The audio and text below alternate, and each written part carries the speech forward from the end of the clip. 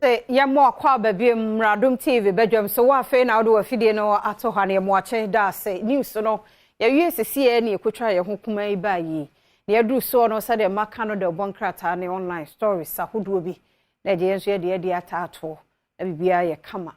me oman hene kwabena sante say ben ne gina ha aka Mr Sante Dako oni gina me nchen mu ha yi aha na before no be kasan ma me na mo ase maya ma broso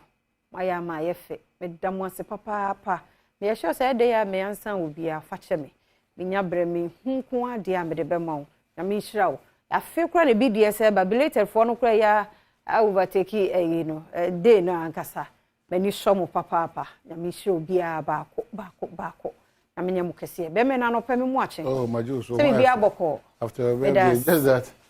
oso me hu de ntia nyi we be see me team this year yo me say na nka chikura odi enya gidi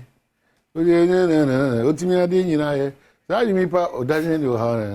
aberuwa para nim nyum wetu oso enya ne sa nyuma any video mu na me say na nka chikura odi enya gidi oso ni afifa ha bi sa am say oso na afifa you say about time na won kai wasi otimi ade osuma be pi ama Badwam pa na hanywe emo pa why allow ma besi na nke chikra odi enya gidi when the ultimate on enfifi ho no otumi ade nyina ye ewiem nso nya ne nsakire na me pa me di obi a watimi abadu we ne wa ade minister padu order form because we no osuani ofa asumani ya sapon omo area nyum na metu no za diro me say bri nipa bebre ani so worse na but then am say be catch nyina say whatever your situation encourage amen the tintin tieti nya because anopai nipa bebre aboto ti mi pa mini erade na de encourage you know the onyame here free why just that step because one two na mo a wo so betu kwan wo so ni passport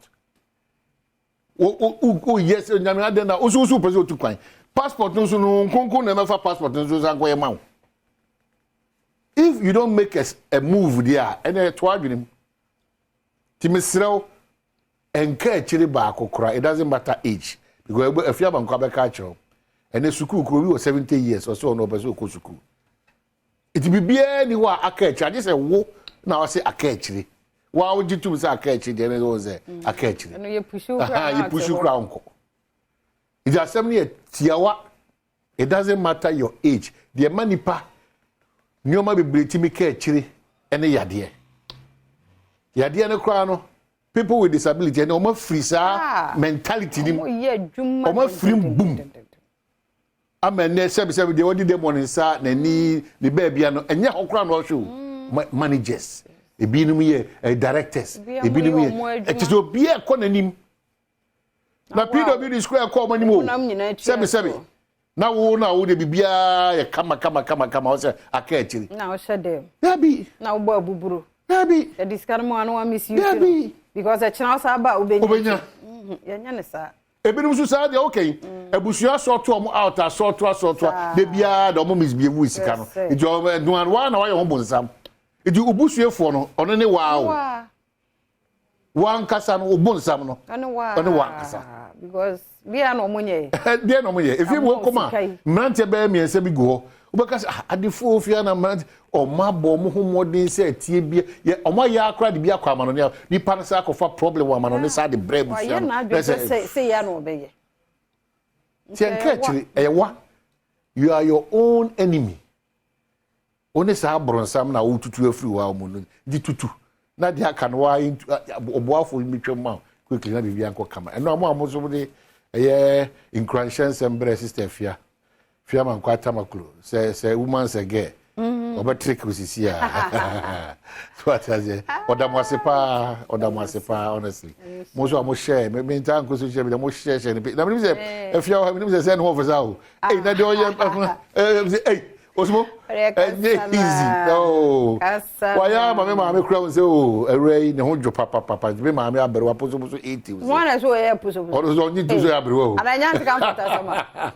boy aberewa ni nkan o se orozo awe chef ye tie da mu nyina wa say it's the beauty of it o se bia me ka say enye de bia da sika onene kura keke afia oh awurade enhira why ema otumi say wakoma to ye mprekope da wo mase da mo nyina mase na ba kwa me de be ka ho nyame adom enura adoye wo amomole health center na omo ayade musu de we omo no omo nya we omo nim say obi be ba be di ni birthday like oba be cho omo de ba na omo nim na ba ko de ma nyina ye ka ha me buhwe just vimo de be ha de me no say wow ye me na me ni say me sheda na me be se ma no me say hwe o me Nisa no obi me dia na ne ho po enyama ho ode nyame nyansa e adom no humility bro ho ase na bro ho ase nyame o ma so no ayo from ti amomole health center for medam ase papa ga north district director of health nyame hraw mo ho jododo mo jini pasonti me ne kwabran so be kasa mbe chechira gunitirim so no so nyame ya adom ode afeka ne fie ho ayemra ho na e ho MP no wo ho no former I'm sorry former Anim some former MP Amasama ho no Anim Moses Anim yes ono ne kosi omo health center no ya ne fine pa omo hia ne oma wo ho yam de ko enyina eche omo hia ne oma nti won so se nyame dum obi a ya amamole health center yenko boasa afo no and at this month nyina so kwabna ye autism awareness month good nti yemma obi nim the free Miss Walker fast am kesi abo say ana yo sa cerebral palsy me say me ne a blind society for no on pay for no back you Debra yes na oka kireo sa cerebral palsy ni sa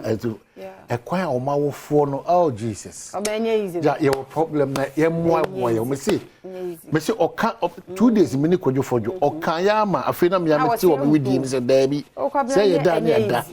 me say wo kra wo de sabi so obu na nyina wo ho bibia ye adwuma kwa o ma so de am say na ohumete nti imagine de ono ontumi empeja no ho de ontumi nkasa o ma no afia ye ono ma ye pa o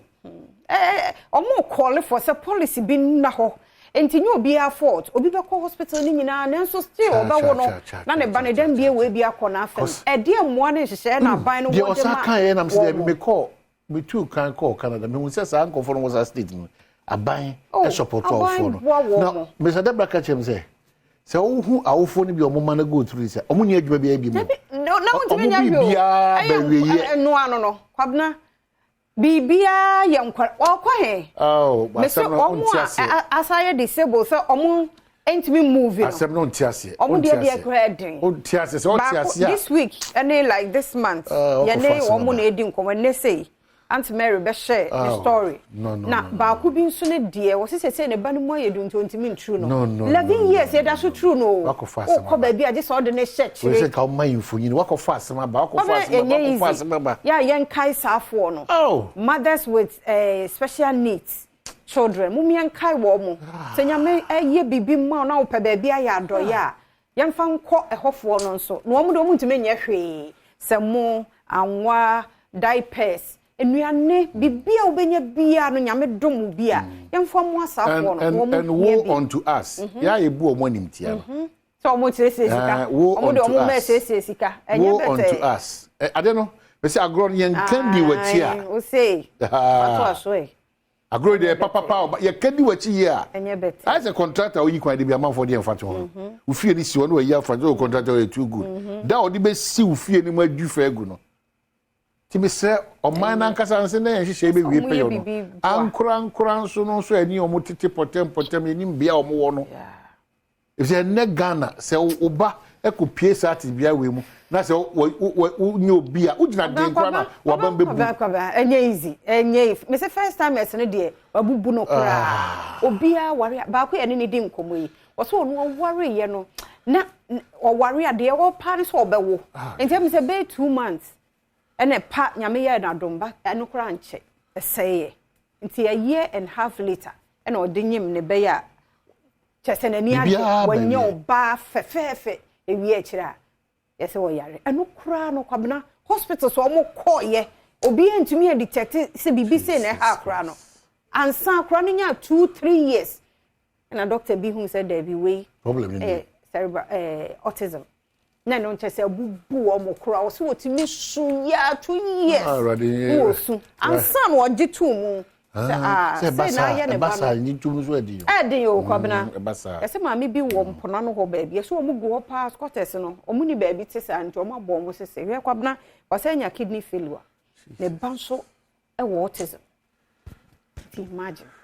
sikani bi ni ho kidney failure wo kwa dialysis so ni na ne ba wo say autism autistic nti wo ba ne dai mesremu nyame do mu hyiramu a na munya bia omu asafo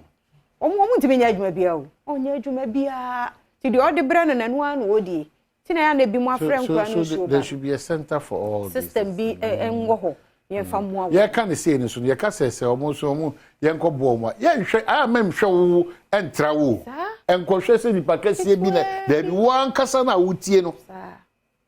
one na wutie no o 5 o 10 o 20 o 100 5 kilo kra na obenya 25 ni bi kra na obenya ne anwa ba ko bi de kan so wa wie no kra ma ko bia ye ka do en wasem no na obi a page na nya ko hwe one ye no kasa wo wow osmosis so for kwachi munya bi etwa bi e de ye nioma sem fata one ye no kasa osmosis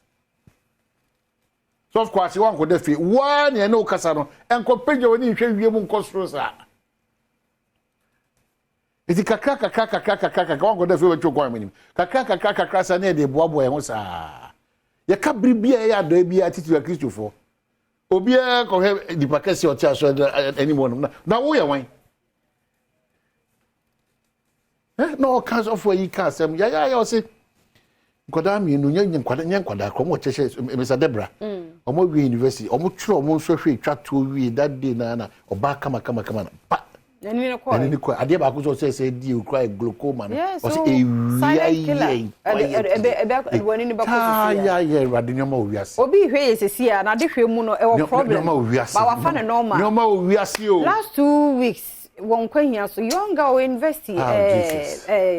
winibade no education de no nani ne ko e kokra o so one day be sorry anopa okọ bat house e hwa na say nani so eye ni wisiri na hwa one chance na okọ hospital okọ ya na ese state na aduru no ne state a chese na eko na eye baako later on okọ ba ya na baako no so ko just like that ade hu mo bronto yesu me catch just like that ya check wani me na ne kan ade baako say anopedi won susu amfa nsem kra because na asie mi edi nkomo 2 days ni